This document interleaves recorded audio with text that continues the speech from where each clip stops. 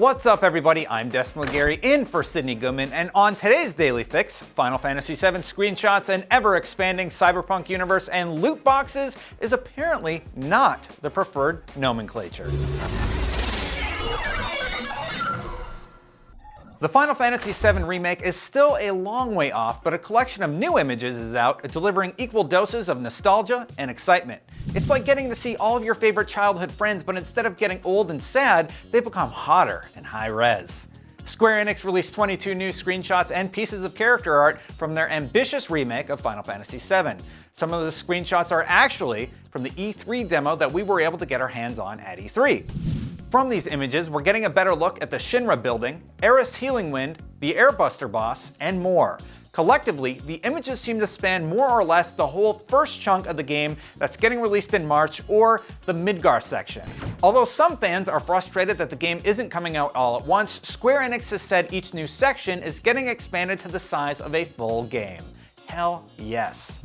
Cyberpunk 2077 isn't even out yet, but an expansion is already on the hyper-futuristic table.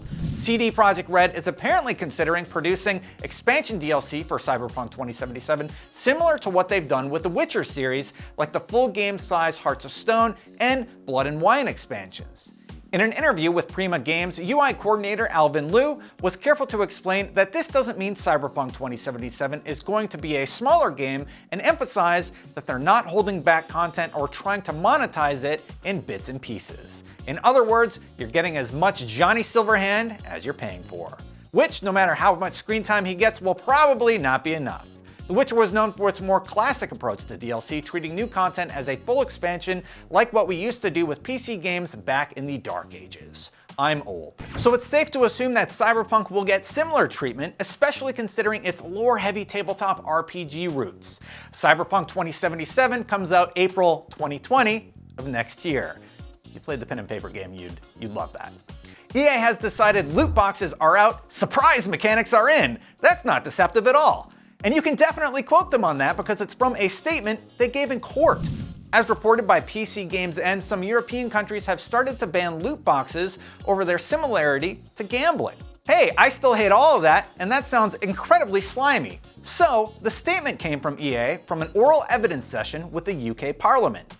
In his argument, EA's VP of Legal and Government Affairs, Kerry Hopkins, said loot boxes were more like Kinder eggs or other children's toys, and prefers the term surprise mechanics because really, they're just purchases with unpredictable results. Kinda like gambling. Some UK countries are declaring loot boxes illegal, as they probably should. Other organizations like the UK and Australian gambling commissions are cool with it. Oh really, the gambling commission's cool with it? Well, of course they are. Anyway, that's your Daily Fix for June 20th. I'm Destin Legary. Now that you're caught up, check out the hidden details in the Cyberpunk 2077 trailer. And if you didn't like me, leave a comment and I will completely ignore it.